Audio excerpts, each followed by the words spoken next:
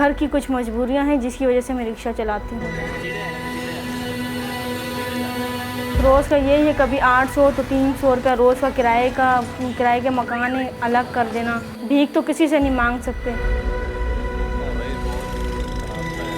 मैं स्टॉप पे जाती हूँ कि दूसरे और रिक्शे वाले भी बोलते हैं कि बेटा आप क्यों चला रही हो, क्या मजबूरी है। हर किसी को अपने दिल का हाल तो नहीं सुना सकते।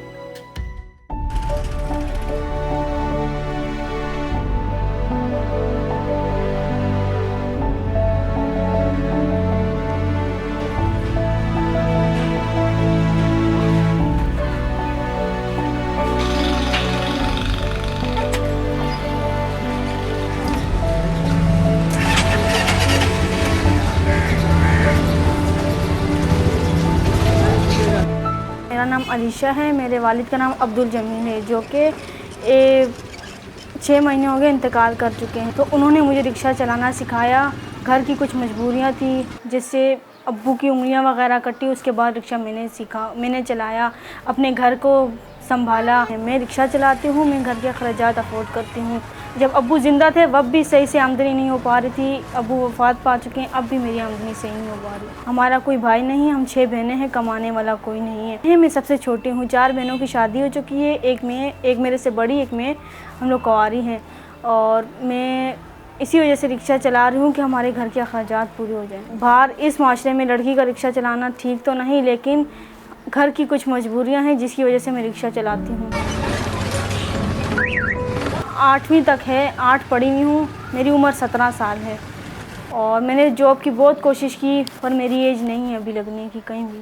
मेरे पास सिर्फ यही रोज़गार था अब्बू का, जिसको मैंने बढ़ाया।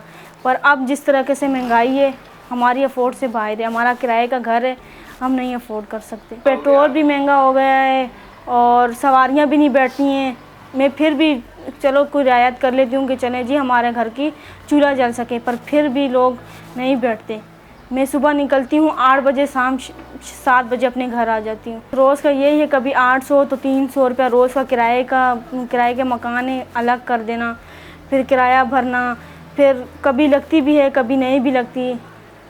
भीख तो किसी से नहीं मांग सकते। भी मोहल्ले वालों ने सपोर्ट भी किया, कोई लोग नहीं, किसी ने नहीं भी किया। रिश्तेदार हैं, किसी ने तंज की, किसी ने भरपूर मतलब कि मेरे साथ वो किए कि बच्ची चला रही ठीक है। किसी ने नहीं भी बोला कि अब्बू को बोला कि आपने बेटी को रिक्शा क्यों चलाने के लिए दिया है, आप कुछ और काम भी करवा सकते थे। अब्बू ने कहा मेरी बेटी नहीं, मेरा बेटा यही है।